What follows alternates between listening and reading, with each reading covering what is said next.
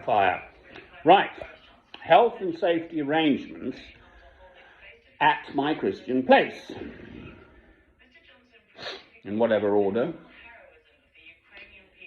Well, that's the CO2 monitor. Right, so that's a killer. If the gas fires, there's not enough oxygen in the house, so there's actually behind my pillow there's a hole in the wall, basically. You get a cold draft up your neck, mate. I wonder if that's why I've got a stiff neck, actually. So that's oxygen coming in. I've got all the window tiny flappy bits opened throughout the house to get the slight through draft, but that's the killer. If the gas, instead of producing carbon dioxide, produces carbon monoxide, then you're in trouble because you just die. Bang. That's it, mate. CO, carbon monoxide poisoning is lethal. So that's that. They're blooming smoke alarms, which I actually think are a total pain in the arse, quite frankly. But anyway, there's one elsewhere and so on. Right. The candle is totally safe. There are no children here. My son's dead. Incidentally, that's my great-great-grandmother, isn't she beautiful? That candle is totally safe. It's a heavy brass candlestick sitting comfortably, just fits on the top of a tin can, so it's slightly raised up. And it can't possibly do anything other than just sit there. I don't open the windows and the can for it, because then you get wax all down the side. And the other ones, likewise, they can't jump anywhere. So those right. And if we come to this thing, right, that is a bomb, obviously, right? But that is wood, so the amount of heat from the fire arriving up there is, you can't feel it, literally, even when it's fully burning. So that's one point. So the gas within the cylinder, I've thought about this, I'm not entirely stupid. Right. The little candle wax, I make candles, because it set fire once, I now never leave the room when it's lit, right?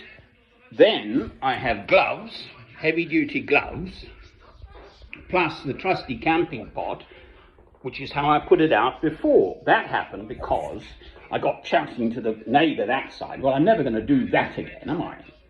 You know, once was quite enough, thank you. It's like drowning panda motor cars. Believe it or not, here's a little aside for you, if you don't know this one yet. Anyone who listens to my old films, try this aside. There is a Scottish neighbour whom I saw last night, whom I do not speak to anymore, believe it or not. I felt sorry for her. She wanted to go to see her mother's grave. So I bought a beautiful little panda motor car, little blue panda motor car. Do shut up.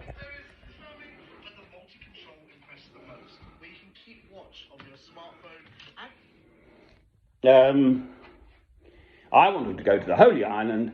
I don't drive anymore. She did, the Scottish neighbour. So off we went, and then there's a causeway off to the Holy Island, Lindisfarne.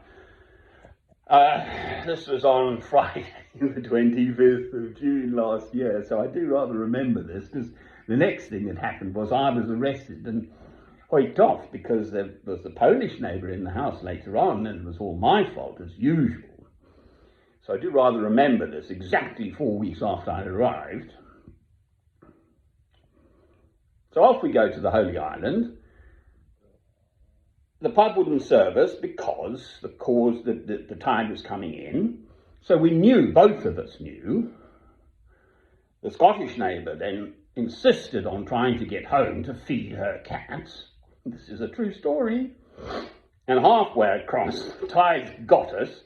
And there's very fortunately a little island thingy there with the stairs up and a thing, a little safety house, hut. And we were fully rescued by the Royal National Lifeboats Institute and the police and ambulance and the whole works, and the motor car was drowned. I've got pictures of it just bobbing away in the North Sea. Yes, it's dangerous around here, I can tell you. So we could have died without that little rescue place in the middle. That's the Scottish neighbour. Why did I ramble on to that about health and safety? That's pretty dangerous round. No, try this for size. I'm now 65 years old. I must have got here somehow. Well, I've always known that God has an especial purpose for his world, but for me, really, I've known this. So any transport I'm on, plane, ship, ferry, submarine, anything, you're perfectly safe because I'm there and God will look after us all. Try that for size. That's how sure I am about my destiny, that I'm in this world to perform and do the works that God has prepared through his grace, specifically for me. Amen.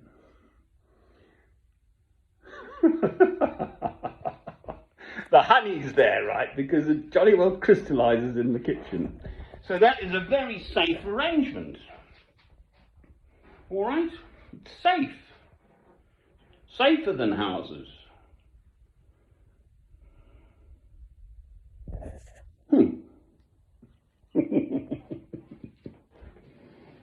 Some music on the subject. I'm obviously on a roll tonight, or this morning.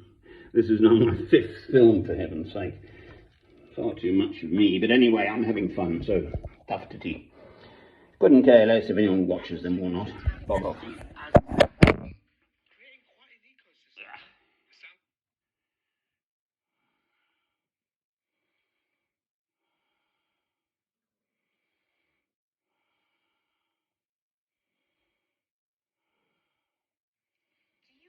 Big call of God on your life, but don't know what to do to make it.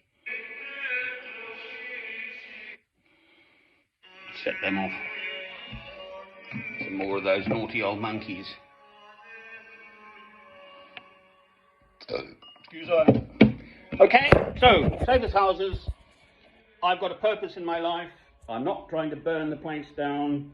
I have thought about it. So has the estate agent. They've come in to check the place. I was out of here for 8 months. They know about the scorch mark. And he said it's all right. I've kept paying, so they've known about it for 8 months.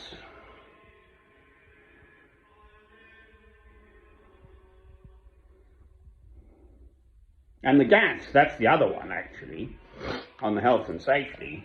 These blooming little knobs, you could just leave slightly one of those. They don't necessarily, you could just leave one trickle burning, a trickle release of gas without being aware of it. And it's blown out by then, the door's been open, the wind and so on. And you could have a trickle of gas out of this machine. The bottom's electric, so that's safe, pretty much. So actually, that's a big worry. Initially, when I was here, I kept checking those gas thingies. All right. So we're safe. Safe, safe, safe. I don't know what's got into me. Must be all that tea. Too much tea. There's light in my house, in my Christian place. I wish there were some more people, actually.